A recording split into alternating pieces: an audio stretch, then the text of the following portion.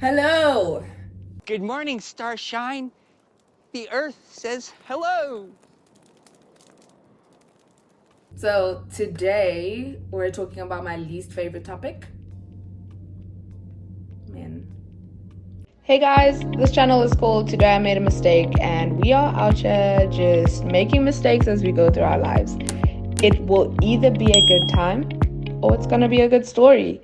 This is kind of gonna be like a story time and as light-hearted as possible, with also some spice and some overlapping timelines. But I'm basically calling this a series of exes because I live in an imaginary world. And this is Scott Pilgrim versus the world. I am Ramona, and this is a story about all my evil exes.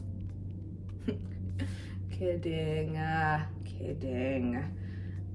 Like, I don't have any hard feelings like towards my exes, for real. Truly, honestly, I swear, no hard feelings towards any of them. I know that when you emphasize something, it's probably a lie, and I might look back at this video one day and be like, yo, wow, you are a damn liar. But I look at my exes right now as lessons. This is about my first serious boyfriend, first real relationship, my soulmate. Side note, I always thought that your soulmate, the love of your life, the one that got away, were all the same people. But as I get older and I have more experience and more baggage, I learned that those are actually three separate people. And that is how we have a series of exes. I dated this guy in university. It was so much fun. I really enjoyed the relationship and I learned so much from it. I always say that when you date someone who's gonna teach you something. So like, learn a skill, grow your mindset, something. You can't be leaving that relationship with a heartbreak and premium tears only. If you leave a relationship with a heartbreak and premium tears only, that's on you. That's on you. So we were together for like four years. So we were together for 3 years, but then our breakup was like a year long. So it was like 4 years. But our breakup was whack. It was so whack. I had moved to Johannesburg because I started a job, which means I was going straight from university to a new job, to a new city, living with my family, to living on my own. New group of friends. It was a lot. And now I'm going through this breakup. So I remember one of the last times that we saw each other, because we were broken up, but we were hanging out, one of those things. So he had come to Joburg and he was staying with me, and I remember my friends were actually at my house that weekend because I just didn't want to be alone with him, because I needed a buffer, because I knew what was going down in our relationship. But he basically said to me at some point when he got me alone that weekend, he was like, I know you're avoiding me and I just want to know what's happening here. And I was like, yo, not my boyfriend of 3 years asking me what are we. Like, he literally said to me, I feel like I'm your booty call. Like, do you know what a booty call is? Somebody please insert the definition of booty call from Urban Dictionary. Because surely, like, I was thinking, if I call you after 10 p.m, and ladies, do not answer phone calls after 10 p.m, please. But if I call this guy after 10 p.m, was he gonna hop on a flight and come see me? Because the booty and the call? Like, no. But shout out to this guy. Like, shout out to him. I can't exactly say that he was trash, especially in our relationship. I felt like he took care of me. However, I did hear about some trashy things when we were long broken up. And the person that, like, I don't know if this is true, but I'm gonna tell the story anyway. Because the person that told me the story, like, I trust them and they have no reason to carry stories to me. And I also am so grateful that I was just in a place to hear the story at the time that I did, because I was very indifferent towards it. But basically, you know, when you are vibing with someone but you're not exclusive yet, like you haven't made it official.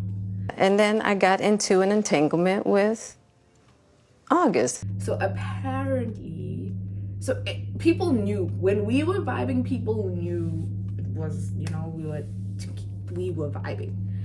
And apparently during this time, he slept with someone else. And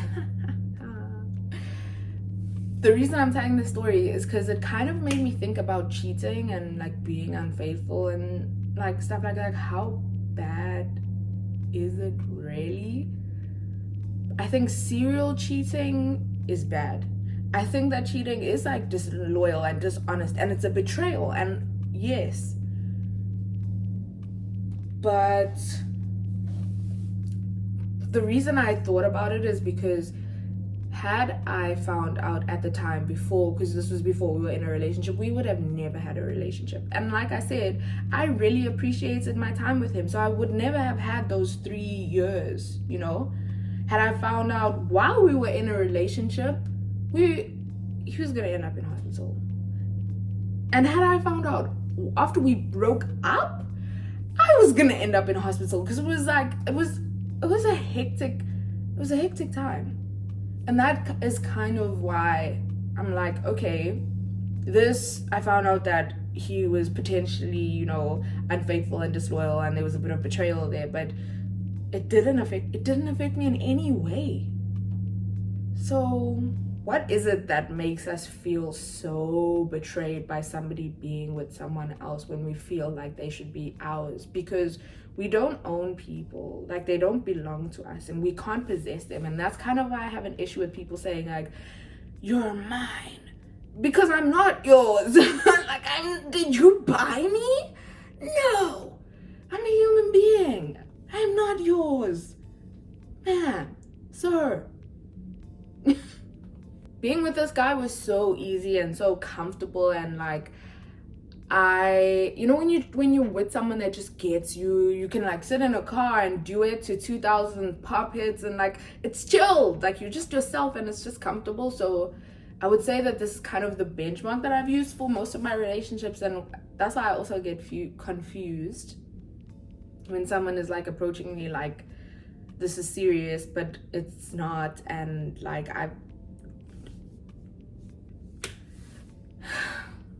I know how like I want to be cared for and taken care of and like be treated in a relationship, and I know how I want to trust somebody, and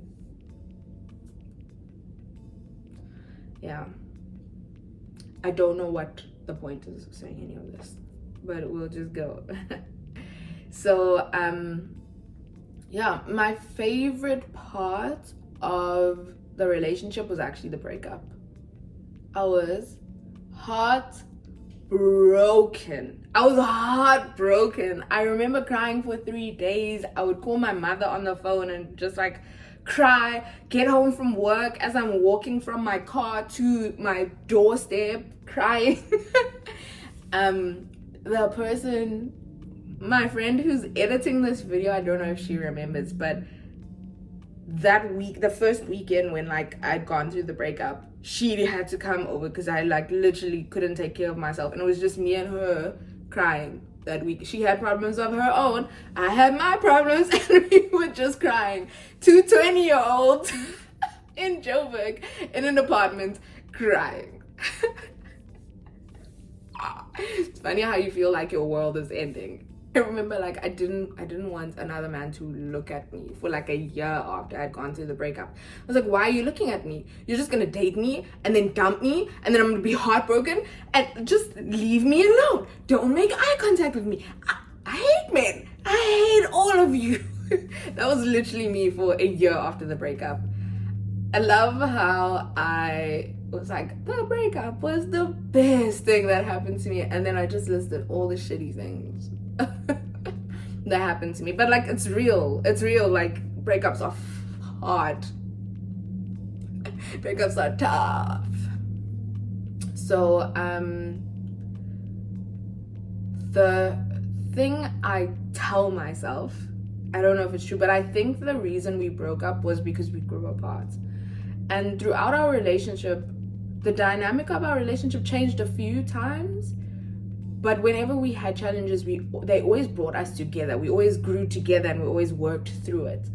But this time when we were like going through the changes, we were growing apart. Like nothing that we did kept us together, and it felt like we were holding on to something because we were attached and because you're like used to it and because you're comfortable in it. But you know, there's that image, I don't know, like of someone holding onto a rope, and the longer you hold onto that rope, the more it hurts you. It's kind of like that. Like you can hold on to it for a bit, but eventually it starts to hurt you and you kind of have to let go.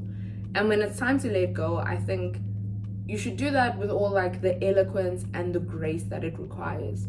I didn't do that. I didn't let go with all the eloquence and the grace, but you should. If you ask me who eloquence and grace is, I'm gonna be like, who's that? But you can be very familiar, not me.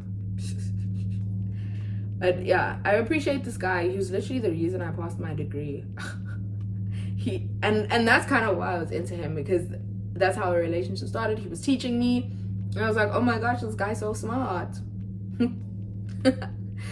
But yeah, it was actually really frustrating because I remember I would study for like 3 weeks.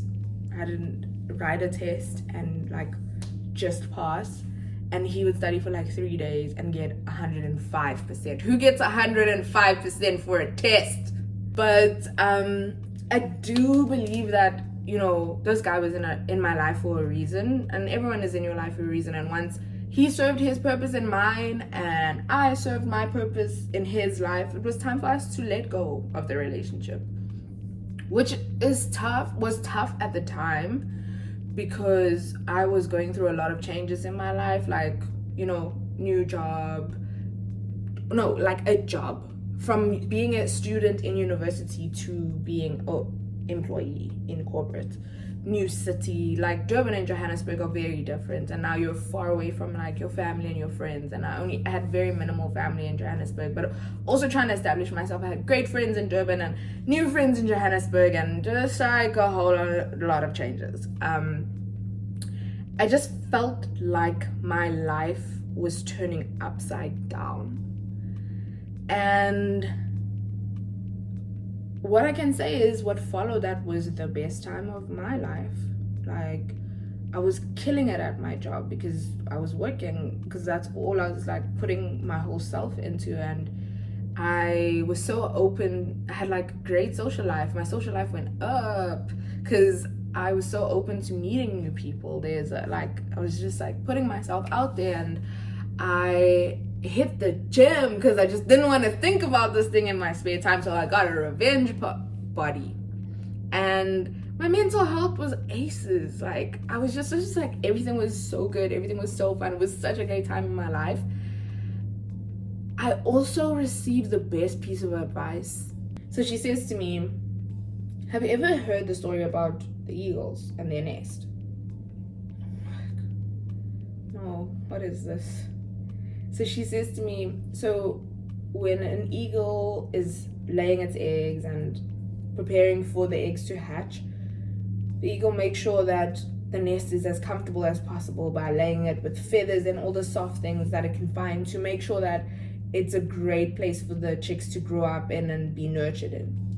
And when it's time for the eagles to like hop out of the nest, the little baby eagles, the chicks, to hop out of the nest, the eagle will make the nest as comfortable as possible by putting like twigs and like spiky things and just like not a nice place for them to stay, so that they hop out of the nest and then they learn how to fly when they, like, you know how eagles learn how to fly.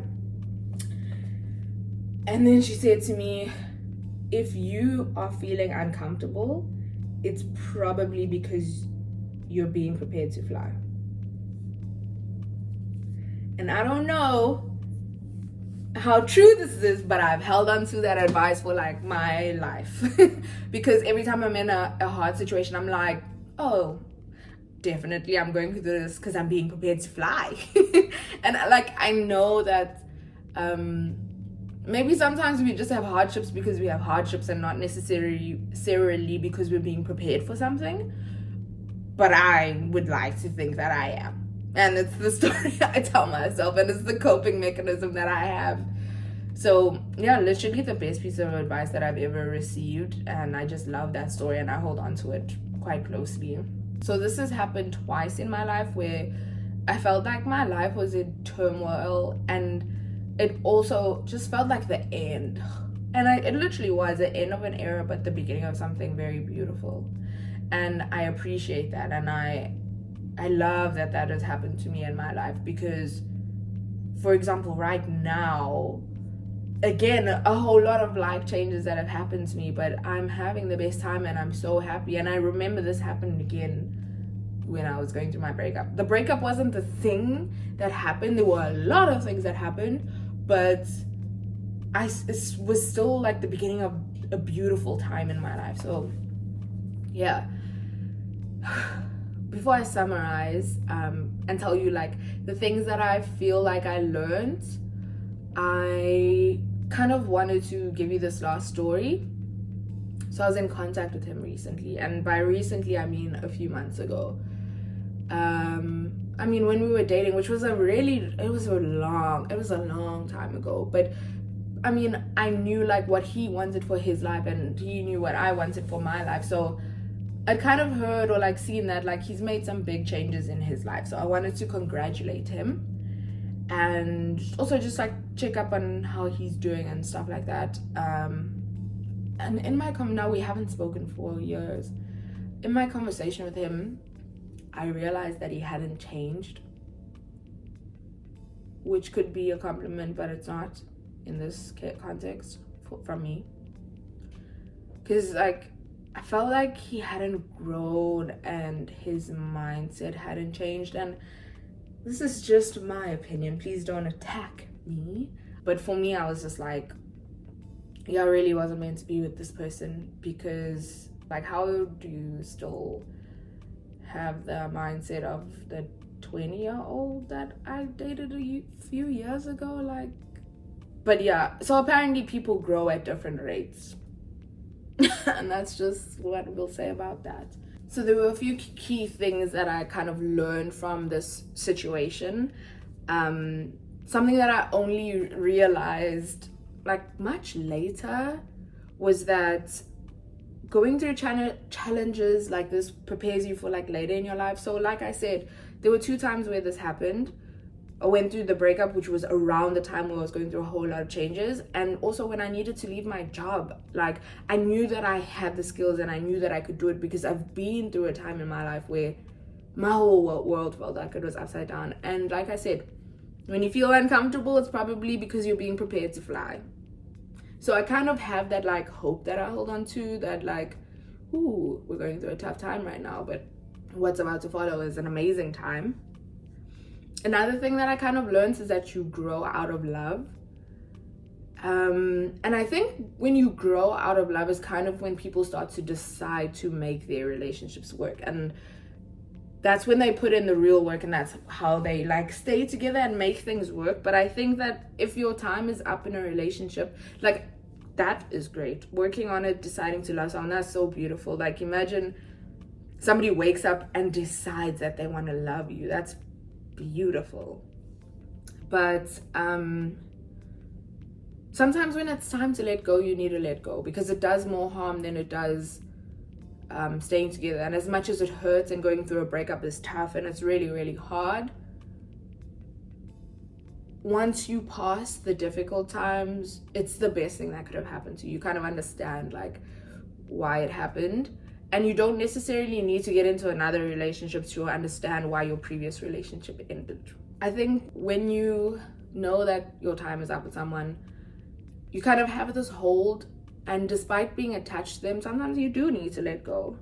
Another thing that I learned, well, I had to learn, people told me that Black people grow at different rates. Some people are very content with the way their life is, and it's not for you to like look at and be like, yo, that person didn't even grow and I've grown.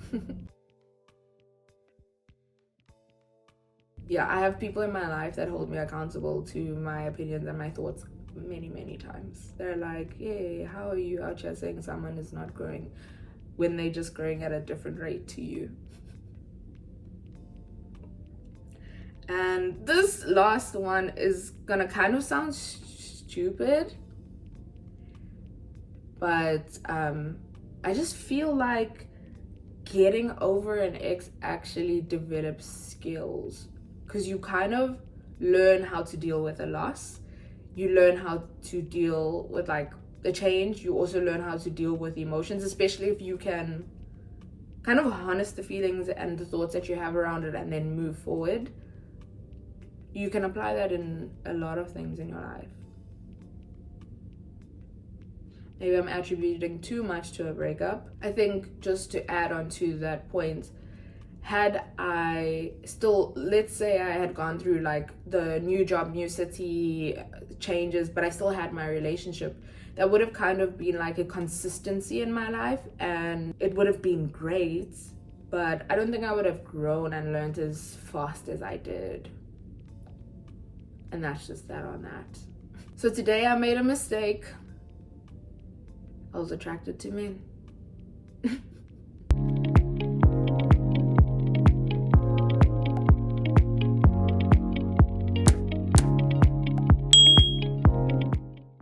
If you've made it to this part of the video, I did say that you would get spice. So welcome to the spicy portion of the video. This is just a little story, and like I was very not sure if I would put it in, because I had a conversation with my sister and I was like, ooh, do you think I should put this in? And she was like, it's your story, it's your opinions, it's your channel, you do your thing, and you're just gonna be laughing throughout the story anyway. Probably am. I'm gonna try not to laugh. Try not to laugh challenge. Let's go. So I'm the kind of person that if your birthday is after the 15th of January, because any time before that doesn't count. But if your birthday is after the 15th of January, and I know it, I'm probably gonna wish you. I'm not gonna be able to forget that it is your birthday. So like my ex's birthday was a very significant day for me for many years, and because of that I would still like wish him even though we were broken up.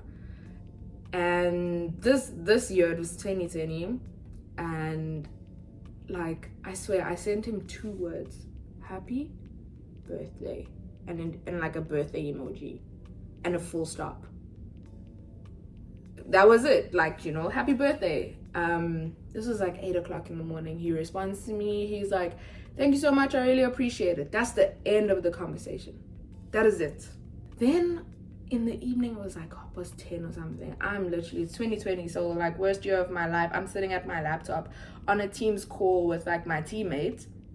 We're trying to work through some work. I see this text come in from somebody that I have no, the number's not saved, no profile picture. So I read the first line, and the first line is like, hey, this is Beep's fiance. I literally paused, burst out laughing. I was like, what? Like, didn't even know if this message was for me, honestly. I was like, so-and-so's fiance? Why is someone's fiance messaging me? Ooh. So I burst out laughing, and like, I'm on the call with my teammate, and I'm literally like, oh my gosh, like telling her this whole story. It was so funny because her laptop got stolen, and when I received like a message from her, I was like, tell me something about me that nobody else would know. And then she brought up the story because she was literally with me when it happened. So yeah, so got this text, hey, it's Beep's fiance. It was very nice of you to wish him happiness. And I was literally like, huh? Happiness. That's definitely not what I was wishing him. Okay, happiness. It was nice of you to wish him happiness, but there's no reason for you to do so when you've been absent from his life for 2 years. I remember reading this message and thinking like, yo, the grammar and the spelling here right now, and the sense that you are not making, because absent means that you are missing from a place where you should be.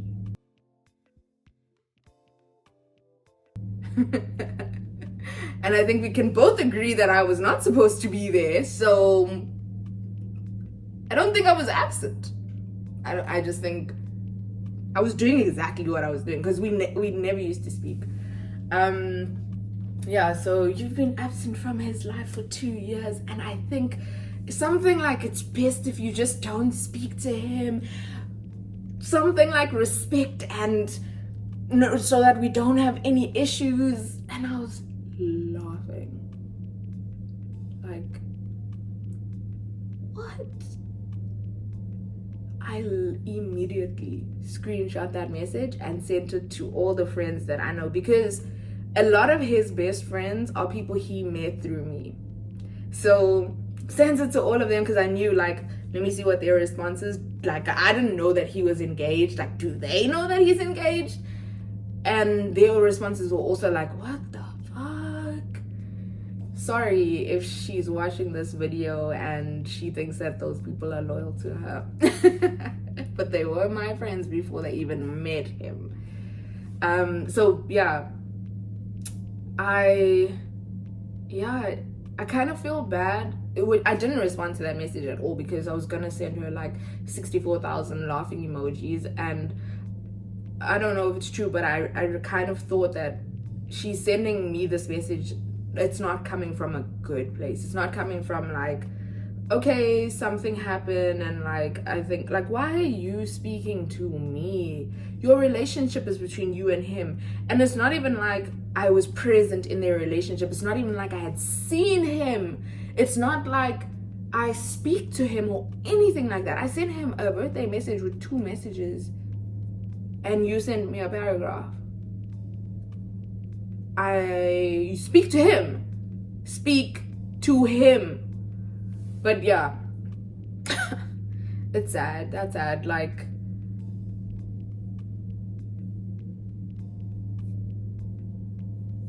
what is it that would make you want to message somebody else to tell them to stop speaking to your person? Just tell your person, and like, if your person feels that way, like, let them tell me, because I have a bond with them, not you. Who are you? Where are you coming from? What is this?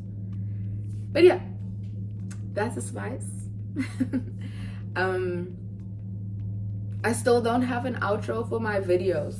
I don't have an outro, and I don't know what I will eventually or want to say.